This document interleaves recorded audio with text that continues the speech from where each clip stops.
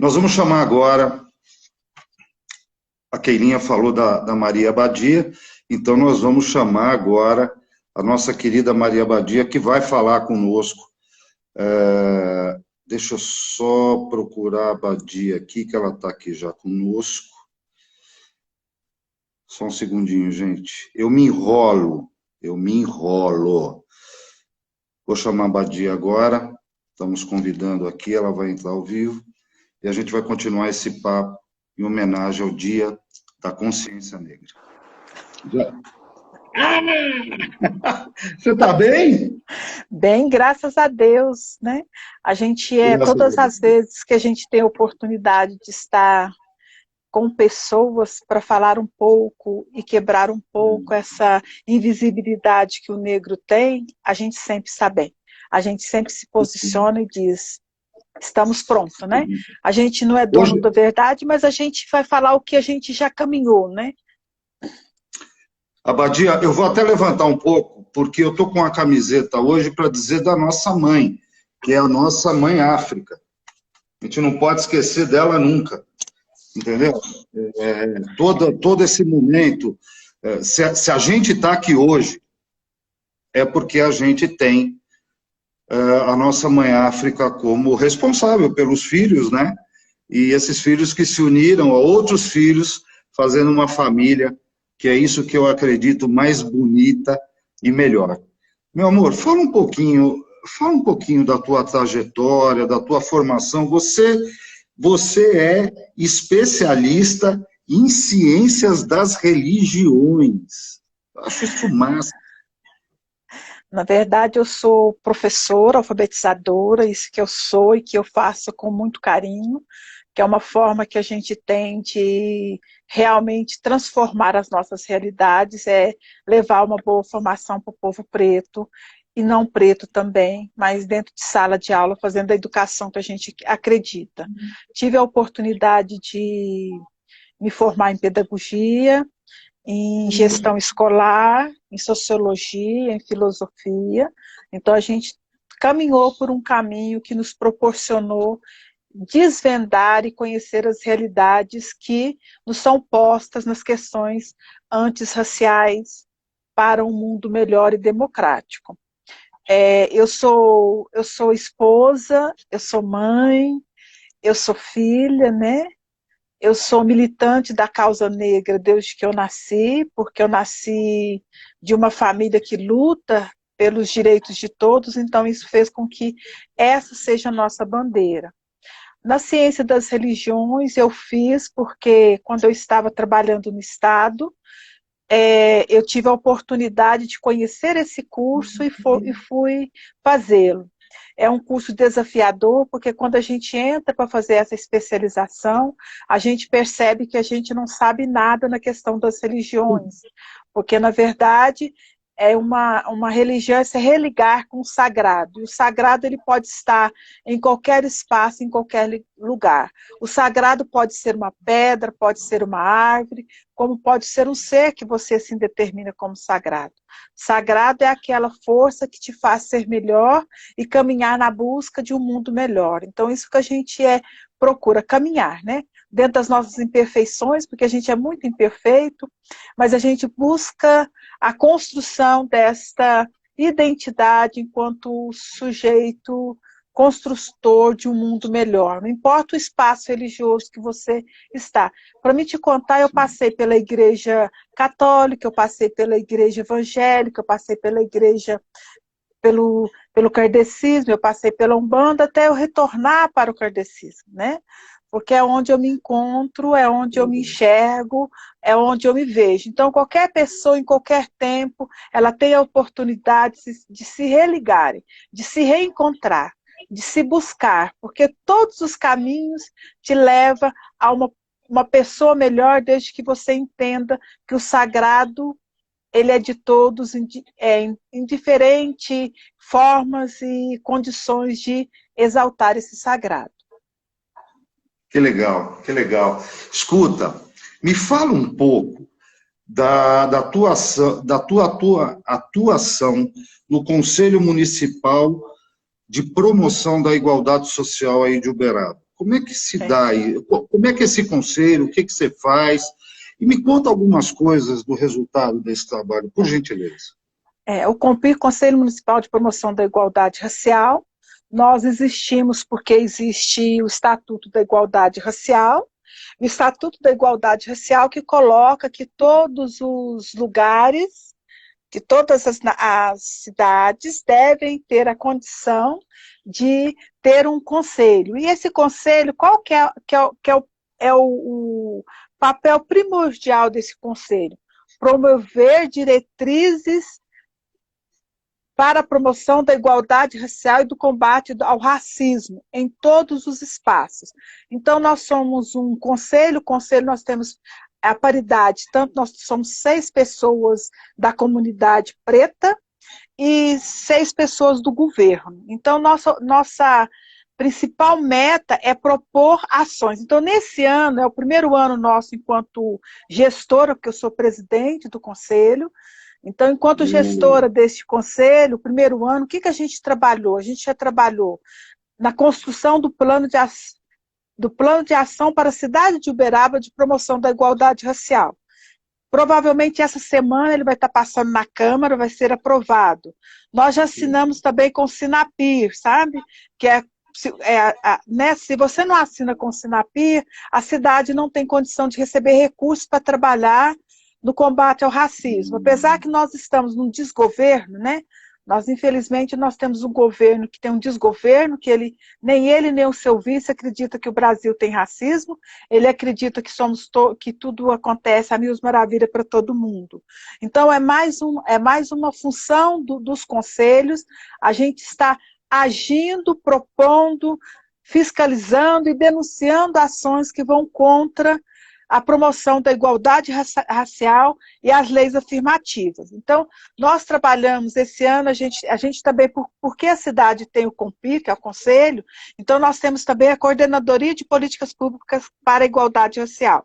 E nessa coordenadoria, nós temos uma pessoa que é indicada pelo governo, e essa pessoa, juntamente com o COMPIR, trabalha ações para a promoção de uma sociedade melhor. Nós não estamos 100%, Abadia, eu considero que a gente ainda está caminhando 15% do que a gente deveria caminhar, porque é muito difícil você reunir um conselho e todos os conselheiros entenderem as suas ações enquanto participante e não quererem fazer ações isoladas. Então é muito difícil. Nessa questão política, nessas eleições foi muito difícil, porque eles queriam que o Conselho se posicionasse em favor de um ou outro candidato, e eu sempre falo, a gente se posicione enquanto pessoa. Eu me posicionei enquanto pessoa para um candidato, cada um deles deveria se posicionar enquanto pessoa, porque o Conselho, nós só existimos reunidos. Então, se cada um pensa de forma diferente, não tem como você exaltar a bandeira para um candidato. E também nas perspectivas de que quem for eleito, seja quem for, seja quem eu estou apoiando, ou seja, o outro candidato que eu não estou apoiando, qualquer um dos dois tem que trabalhar as políticas e a gente vai conversar, porque a gente, enquanto cidadão livre, você tem o direito de escolher e opinar qualquer candidato, mas você não pode levar Abadia, falar toda a comunidade apoia tal candidato. Não, a comunidade ela é livre, apoia o seu candidato. Então é muito difícil ser conselho. A democracia prevê isso, né? Eu acho que a gente tem, quando a gente está inserido em algo, a gente faz um trabalho X e, do ponto de vista pessoal, a gente vai fazer o que achar melhor. Aliás, desculpa fazer uma pergunta, eu fiz para aquele e vou falar para você.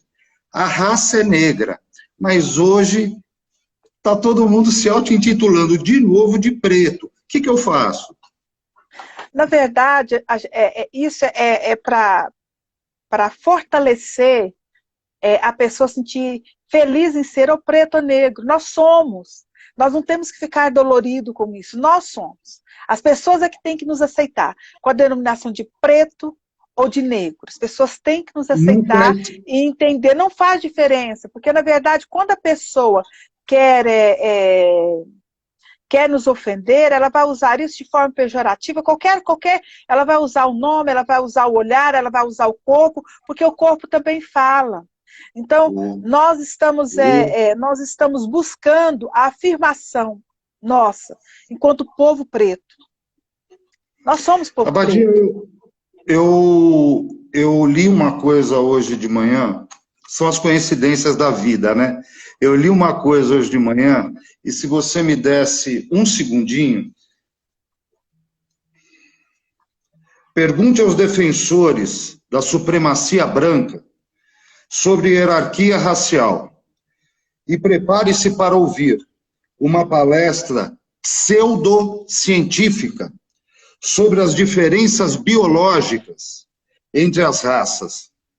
É provável que digam que há algo no sangue ou nos genes caucasianos que torna os brancos naturalmente mais inteligentes, trabalhadores e virtuosos. O racismo, Abadia, ele está sendo combatido por todos nós. Essa frase está no meio de um livro que não fala de racismo, mas que fala justamente do Homo sapiens. Eu fiquei muito contente com o autor por ele colocar essa crítica, sabe? A gente vê que não é só no Brasil, né?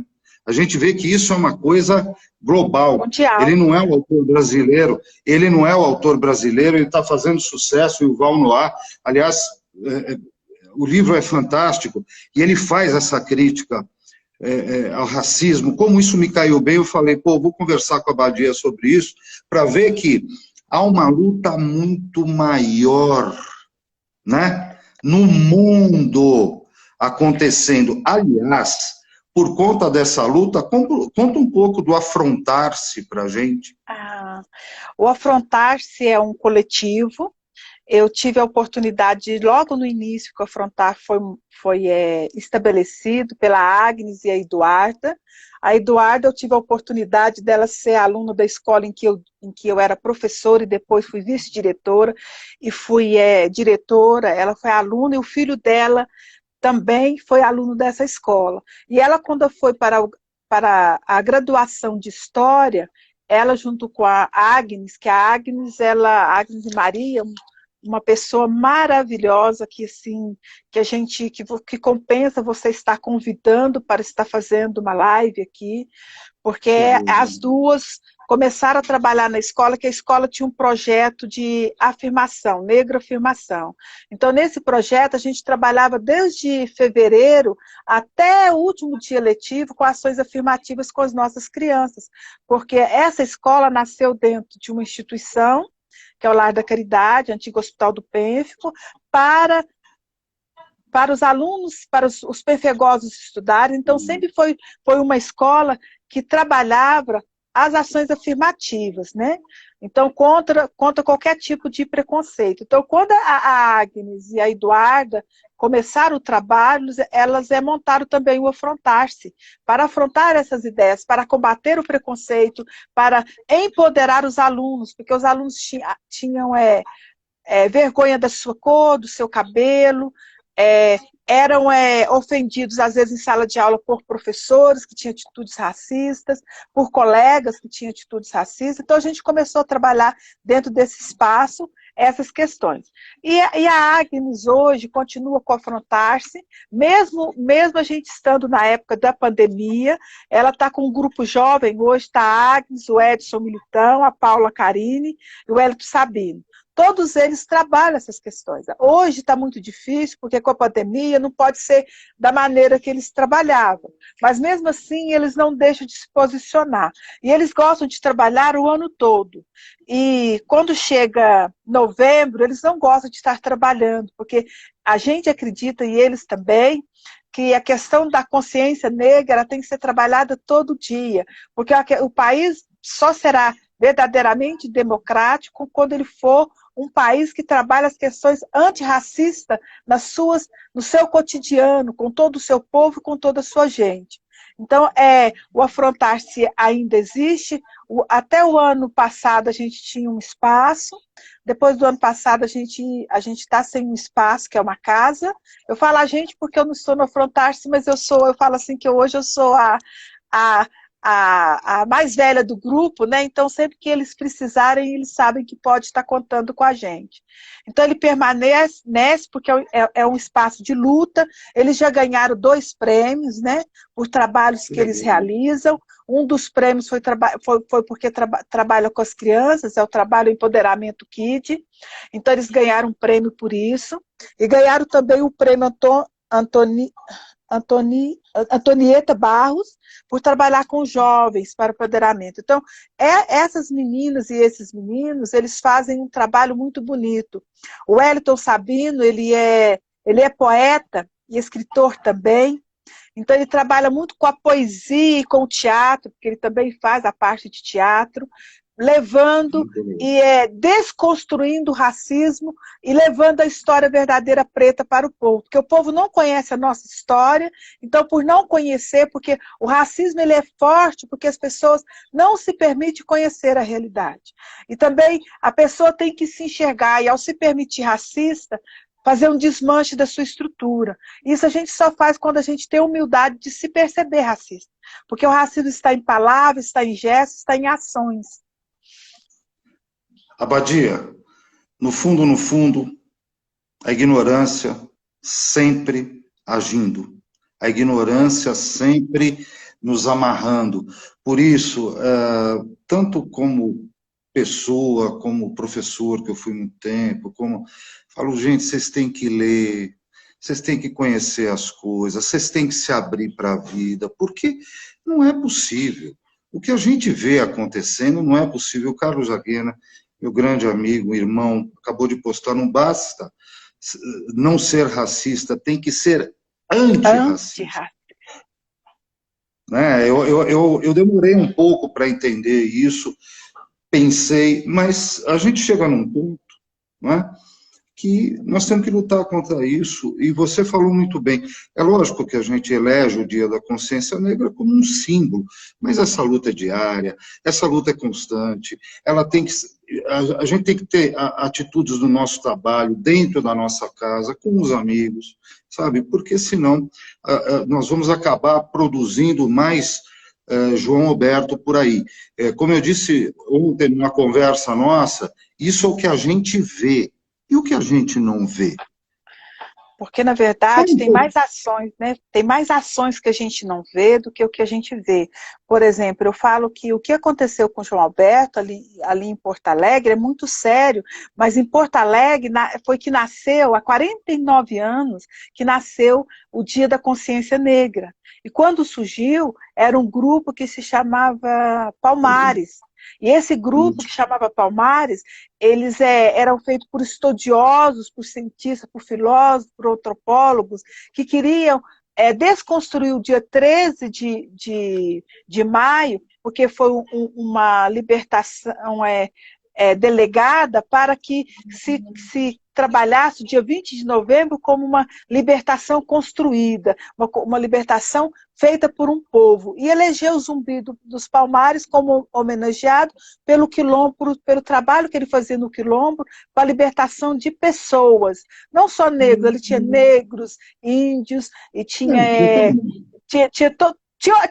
nação, o mundo estava ali. Quem se sentia discriminado estava ali. Então, quando a gente fala que a invisibilidade que o negro tem, porque o poder hoje, principalmente hoje instituído, o governo hoje instituído, ele que tenta invisibilizar o negro. Quando ele diz que não tem racismo, é porque ele não enxerga o negro. Se ele enxergasse o negro e as suas dificuldades econômicas, porque são 132 anos de abolição, de uma abolição feita às avessas, porque o negro não foi chamado para conversar sobre o que ele precisaria após o dia 13, porque no dia 14, o que aconteceu? Ele estava livre, mas mais preso às suas amarras do que antes, porque ele não tinha moradia, ele não sabia para onde ele ia, ele não tinha calçada, ele não tinha roupa, ele não tinha alimento, ele não tinha nada. Muitos voltaram para as senzalas, porque lá pelo menos ele tinha o que comer.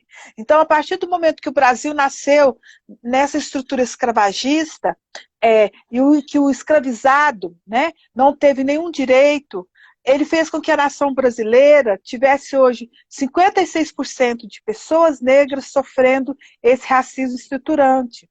Porque quando o Silva Almeida fala do racismo como estruturante, vem dessa falsa libertação, que não pensou em nenhuma política afirmativa para que esse sujeito, que tinha direito, porque muito trabalhou pelo país, tivesse a sua vida garantida. Então, o negro só foi ter direito à educação no início do século XX. Até então, ele era considerado um objeto, nem em escola ele poderia, nem estar reunido em grupo, porque o negro é coletivo. Todas as ações que acontecem com o negro são ações coletivas, ele se constrói coletivamente. Então, quando isso acontece, a gente percebe que a gente não tem condição de desconstruir, de construir um Brasil verdadeiramente chamado nação brasileira, se a gente não ser uma sociedade antirracista. Porque quem sofre com o racismo somos todos nós. Não é só o negro preto, o branco também sofre. E o combate e a preocupação com o racismo é muito maior, deveria ser muito maior do branco, porque para ele que vem as consequências. Então, quando a gente viu o João Alberto sendo agredido ali no Carrefour, que não foi a primeira ação desse grupo contra um negro, né? Não é a primeira. Então a gente percebe que ali em Porto Alegre, quando eles montaram aquele grupo Palmares, instituiu o dia, porque ele já conhecia aquela nação. Por quê? Ali eles se acham europeus. Muitos deles nem se consideram brasileiros. Então, a partir do momento que você acha que você é superior ao outro, você não enxerga, não visibiliza, você acha que ele é objeto e que ele deve sair da sua história. Então, o massacre que se fez com o João Alberto, eu custei ter condição até de falar o nome dele, porque eu e meu marido, nós custamos conseguir dormir na quinta-feira, na madrugada de quinta-feira para sexta, porque quando a gente ouviu aquilo ali, a gente ficou tão indignado e a gente ficou pensando, a gente também é parte dessa história, a gente também contribui de alguma forma para que essa agressão aconteça, porque a gente tem que levantar bandeiras, a gente tem que falar mais, a gente tem que ousar mais a desconstruir essa falsa, né, moralidade brasileira. Então, a gente percebe que a Fundação Palmares, você vê lá, a Fundação Palmares ser dirigida por alguém que está destruindo toda a nossa história, está apagando os nossos nobres heróis, as pessoas que são nossa referência. A gente tem vontade de chorar quando a gente vê isso, porque a gente percebe que é muito triste. Badia, eu ia fazer uma intervenção, você me perdoe, num outro momento, mas como você deu a deixa da Fundação Palmares, eu quero dizer aos nossos amigos que esta Fundação Palmares hoje, que nasceu da história que a Badia acaba de contar para a gente, ela é dirigida por Sérgio Camargo, que, num tweet, no mês passado, abre aspas, o suporte da Fundação Cultural Palmares ao Dia da Consciência Negra será zero. Fecha aspas. Isso foi ele que tuitou. Este cara, não sei por que razão, ele é negro, e eu não sei por que razão este homem está fazendo um trabalho de desmontar as questões culturais. Ele disse que ele só fala barbaridade, que os coletivos são uma catástrofe, que a gente desculpa, isso que eu estou falando, Abadia, ele fala, não sou eu, que a luta contra o racismo é um baita do mimimi. Eu queria perguntar ao seu Sérgio um dia se ele está bem, se ele não precisa de um remedinho, se ele não precisa de algo, porque não é possível, por mais que a gente tenha diferenças políticas, elas existem, mas veja bem, ele está à frente de uma instituição importante, referencial. O que ele fala tem um peso muito forte. Ainda bem que eu acho que a gente está tomando uma vacina antirracista e o que ele fala entra por aqui e sai por aqui, porque não dá para levar a sério um negócio desse. Não dá para levar a sério. Na verdade, apesar dele ser filho de uma pessoa que muito luta, esqueci o nome do pai dele agora, mas que muito luta pelas questões raciais. Ele, na verdade, é uma pessoa doente, né? Ele é da direita extremista, adoecido, ele não se encontra, ele não se enxerga negro, nem se enxerga na luta.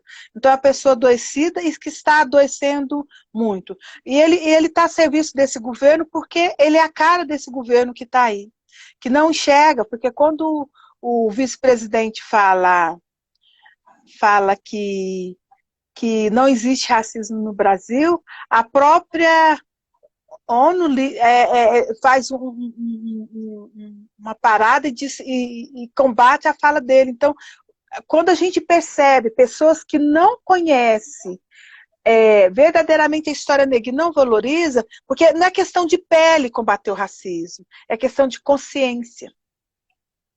É muito além de pele, é questão de consciência. Quando você tem consciência de que todo ser humano merece respeito e que a vitória de um é vitória do outro, que o sofrimento de um é sofrimento do outro, você começa a ter ações antirracistas porque você tem empatia pelas causas.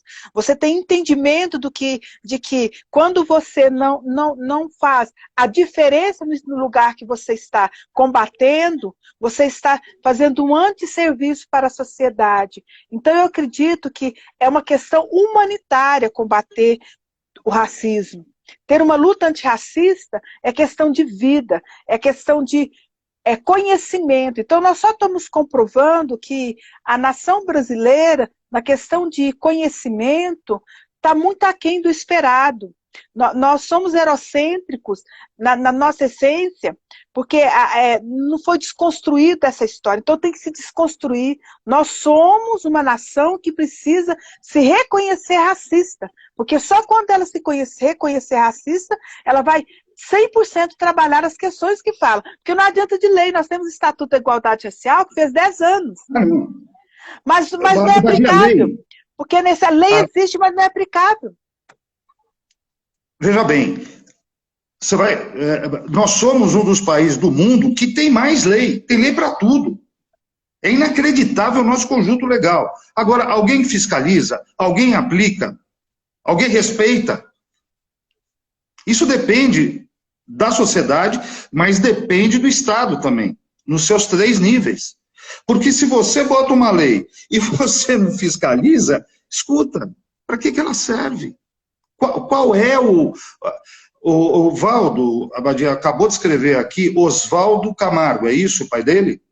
Isso, é isso mesmo, certinho. E ele é uma pessoa brilhante, e como você falou, agora, a gente não pode confundir uma figura com outra, não seria nem justo, né? Eu acho que cada um a gente tem que colocar para um lado aí. Eu queria até te fazer uma pergunta. O vice-presidente nosso é negro, né? Mas ele não se reconhece, né? Como ele não se reconhece, então é um mal do Brasil, né? Que muitos não se reconhecem. Ao não se reconhecer, ele tenta anular, porque é muito difícil o sofrimento que o negro sofre a cada dia. Então é mais fácil anular. É mais fácil você cortar o cabelo carequinho do que você mostrar que você tem o cabelo crespo, porque você vai ter que se identificar, né? É mais fácil você ir desconstruindo a sua identidade para que você sofra menos. Então, quando a gente fala que a questão brasileira é muito além do que a gente está falando, é por isso, porque é uma nação que adoeceu a sua nação. Então, nós somos uma nação que está adoecida. Quando uma nação não se reconhece, é difícil. Isso chama embranquecimento ou não? Seria, é isso mesmo, é querer se embranquecer, uma coisa que não tem nem como, né? Porque os seus traços diz por você.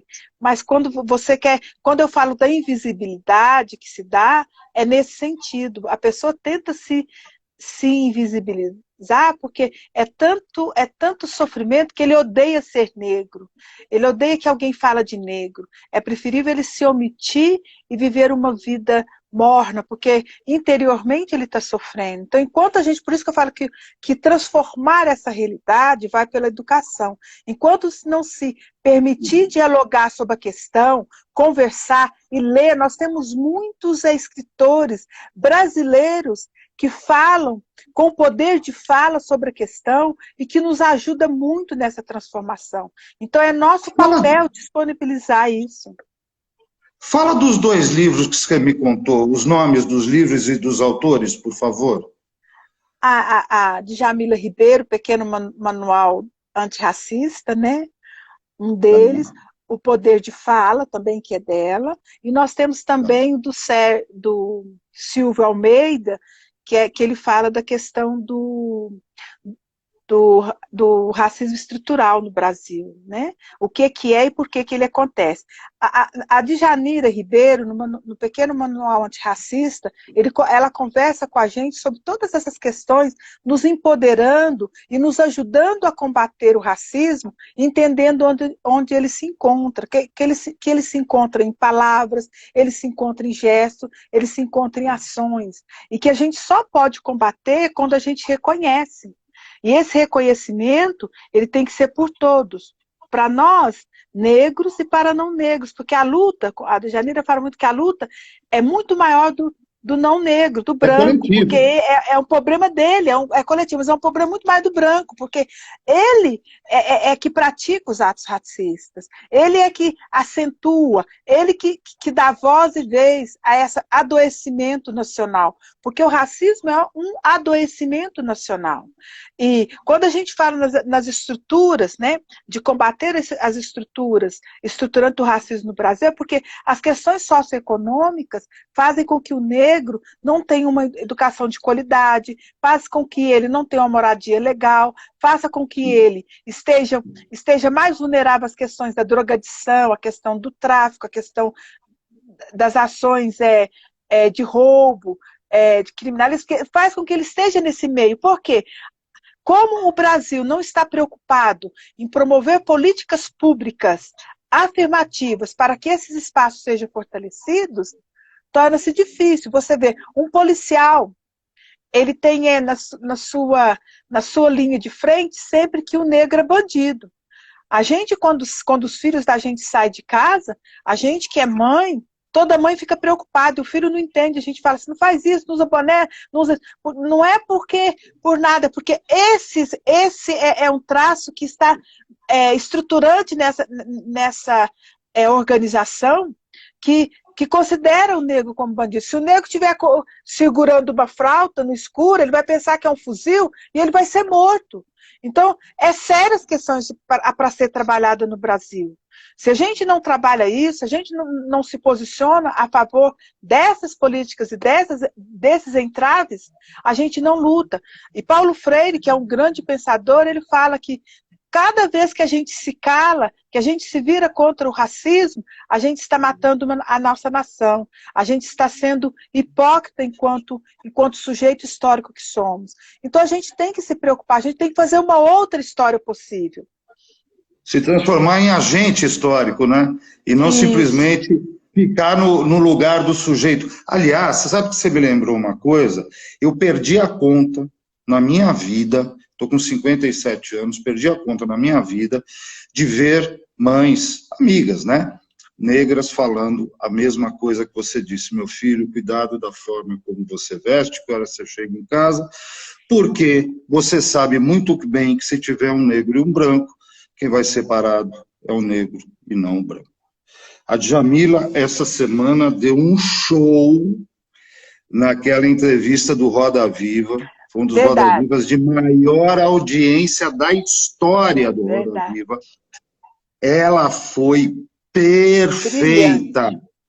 Perfeita. Eu assisti o programa, não na hora, eu assisti uma reprise, né? Mas isso não tira... Eu fiquei... Honestamente, Abadia, eu fiquei encantado. Ela tem um potencial intelectual, humano. Olha, as formulações, ela respondeu todas. Então, Pequeno Manual Antirracista. Gente, nós vamos colocar os livros que a Abadia indicou. Depois aqui a gente grava, né, a gente publica a live, nós vamos escrever o nome dos livros para que vocês... Isso é uma recomendação da Maria Abadia, eu acho que a gente pode ler esses livros e se integrar melhor. E se você não ficar triste comigo, por favor, quem tem Netflix, Roman J. Israel. É um filme interpretado por ninguém mais, ninguém menos que o Denzel Washington, né, que está brilhante. Esse cara é formidável, ele, nossa, até, enfim. E vocês vão ver uma história com algumas cutucadas, é uma história bem polêmica, complexa, mas a gente tem que ver para poder refletir. Abadia, quem é Dona Aparecida da Conceição Ferreira? É minha avó, né? É minha avó. Mas antes de ser minha avó, ela é um ser, ela foi um ser e é um ser tremendo, uma pessoa que me ensinou a ser melhor do que eu sou hoje, por conta dos ensinamentos, dona de uma humildade muito grande, dona de uma percepção das desigualdade, da resistência, porque ela nasceu na época da ditadura, ela trabalhou na época em que o preconceito era pior do que hoje, ela, uma mulher negra, ouvindo que os seus doentes, que ela trabalhava na Santa Casa de Misericórdia, que os doentes do PENF iam ser colocados para fora, ela se indignou e fez o que ela achou que era o certo, levou para dentro da sua casa. E ao levar para dentro da sua casa, ela começou essa linda obra que é o Hospital do PENF, que hoje lá é da Caridade, que começou trabalhando com os doentes do PENF, do fogo selvagem. Ela dava o banho, fazia comida no início, juntamente com a minha tia Ivone, né, que foi a primeira filha que assumiu esse compromisso com ela. Depois a minha mãe também foi, Wanda, minha tia Evani também foi, todas as 3 filhas foram, e depois a tia Rita, que é a caçula, né, também se dispôs a estar contribuindo com ela nesse trabalho. Dona Aparecida acreditava que todos os sujeitos, independente do que fosse, tinham direito à dignidade. Então, por isso, ela começou o trabalho acolhendo os doentes. Dos doentes, ela formou uma creche para cuidar dos filhos daquelas esposas, porque por estarem doentes, os maridos se separavam e deixavam ela com os filhos. Então, ela montou uma creche. Dessa creche, ela montou a escola que eu te falei, né? A escola do Hospital do PENF, escola, né? Hoje, Escola Municipal Adolfo Bezerra de Menezes, que a prefeitura adotou a escola. Então, ela fez toda essa estrutura por acreditar que nós temos que resistir, por acreditar que era possível, que é possível fazer a diferença. Então, eu acredito muito nisso. Eu falo assim, eu estou presidente do conselho, às vezes as pessoas me olham assim e falam assim, a Abadia é resistente muito. Não, eu não deixo o conselho ser hipócrita, sabe? Então, eu trabalho dentro de uma linha. Um dia, uma das pessoas que estava lá no conselho me falou desse jeito assim, nós votamos em você para ser presidente, agora você não faz o que a gente quer. Eu falei assim, então eu estou saindo agora, porque eu não estou aqui para fazer o que vocês querem, eu estou aqui para fazer o que é necessário. Então, eu tenho essa postura, eu acredito muito na vida, eu acredito muito no potencial do ser humano, então isso Dona Aparecida fez. Ela é uma pessoa que eu falo assim, que está viva eternamente dentro de todos nós que a conhecemos, porque ela pregou o amor. Mas era muito enérgica. Não pense que ela era uma pessoa doce, não. Ela era muito enérgica, ela era exigente. Ela sempre se falava e se posicionava como ela achava correto, ela não agradava a ninguém. Ela queria agradar os seus princípios e o seu conhecimento. E foi muito amiga do Chico. Ela foi muito amiga do Chico Xavier? Muito amiga do Chico, muito amiga do Chico. Ela, quando ela começou a obra, o Hospital do Pênfico, ela começou assim, e logo que ela começou, ela teve vários problemas, porque aqui em Uberaba, eu falo assim, que nós somos ruralistas, então eles são muito racistas e preconceituosos nessa cidade. Então, quando ela começou, um dia eles falaram que ela estava mentindo e aprendeu em São Paulo, que ali no viaduto do Chapiti. Então, por intermédio do Chico, uma advogada foi até lá, o Chico nem a conhecia ainda, Emmanuel mandou para ela falando, vá socorrer Dona Aparecida. Então, ele mandou uma advogada, e essa advogada foi até lá e tirou a vovó, porque a vovó falou para ela assim, ó, vá até minha casa, tem um embornal, uma bolsinha. Lá tá todas as contas de tudo que eu faço. Pega lá que tudo que eu falei estava ali. E realmente, tudo que ela falou para o delegado na época, que ali em Bornó ela era muito organizada, ela escrevia, ela fala assim que ela poderia ser uma engenheira, uma arquiteta, que ela escrevia tudo com ordem, muito organizada, ali estava tudo que ela tinha gasto. Então ela saiu, mas sofreu o preconceito, isso tudo porque eles não queriam uma mulher negra levando o nome da cidade para fora, como se a cidade fosse falando de doente, né, de coisa feia da cidade, porque para eles cuidar daqueles doentes era um ato feio, né? E então, vovó, a partir daí, teve um contato com o Chico, conheceu o Chico, porque também ela teve uma paciente adoecida, que através dela levar essa paciente até o Chico, essa paciente foi curada. E depois, quando nos anos 60, quando começou a construção, vovó pediu para Saulo Gomes, né? Um amigo nosso que desencarnou ano passado, Abadia, Saulo Gomes. Abadia, desculpa, tá tão bom que acabou uma hora de live. Você voltaria para conversar com a gente outro dia? Você voltaria? Claro, voltaria sim, com toda certeza. Né? Meu amor, a luta continua, o antirracismo é muito maior, mas muito maior do que o racismo. Para cada racista, existe 1 bilhão de gente que está do outro lado, trazendo para a gente um pouco de alento. Muito obrigado, você deu um show, você vai voltar e fique aqui com o nosso agradecimento de coração. Muito obrigado por tudo que você falou. Amigos, nós vamos terminar esse trem das lives, eu e a Abadia, convidando vocês para quinta-feira que vem, quando virá um cara formidável, editor, publicitário, cantor e agora radialista, Paulo Tadeu. Eu quero deixar um último recado com a Abadia aqui no vídeo com a gente. O Valdo e eu, no dia que começamos o trem das lives, a gente deixou muito claro que nós tínhamos que fazer um trem das lives em homenagem ao Dia da Consciência Negra. Hoje, mais do que nunca, eu acho que esse negócio que a gente projetou lá para trás acabou se provando algo formidável. Recebemos 2 mulheres fantásticas, recebemos 2 mulheres fundamentais. Estamos com 20 segundos de programa sem querer pará-lo.